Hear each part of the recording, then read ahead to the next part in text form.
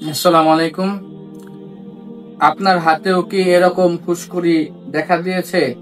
যে ছোট ছোট গোটার মতো উঠছে, আবার পানির মতো বের হচ্ছে? তাহলে এটির নাম জেনে নিন। এটির নাম হচ্ছে ডিসহাইড্রোটিক একজিমা।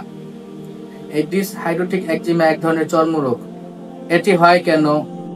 অতিরিক্ত ঘামের থেকে হয়, অতিরিক্ত চামড়ার খসখসে থেকে হয়, শুষ্ক থেকে হয়। বিভিন্ন কারণে এটি হয়ে থাকে। এটি এক ধরনের চর্মরোগ।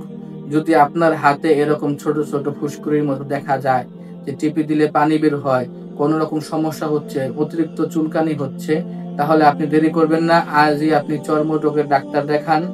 অবশ্যই ইনশাআল্লাহ আপনি ক্রিম ব্যবহার করলে, ওষুধ খেলে সুস্থ হতে পারবেন। পাশাপাশি প্রাকৃতিকভাবে আপনি নিম পাতা বেটে নিম পাতার বড়ি বানিয়ে খেতে পারেন। পাশাপাশি আপনি নিম পাতা গরম পানি দিয়ে সেদ্ধ করে গোসল করতে পারেন। এটিতে প্রচুর উপকারিতা রয়েছে। নিম পাতা বেটে আপনি লাগাতে পারেন।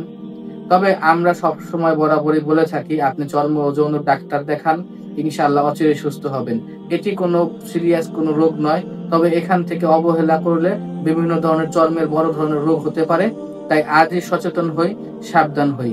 আমরা রাফা হেলথ কেয়ার, অর্থাৎ আমি মোহাম্মদ রুহুল আমিন আপনাদের পাশে উপস্থিত ছিলাম, এখন আছি ইনশাআল্লাহ। আল্লাহ চাহে তো ভবিষ্যতে থাকবো। যে কোনো সুবিধা অসুবিধা হয় আমাদের সঙ্গে যোগাযোগ করতে পারেন। ধন্যবাদ।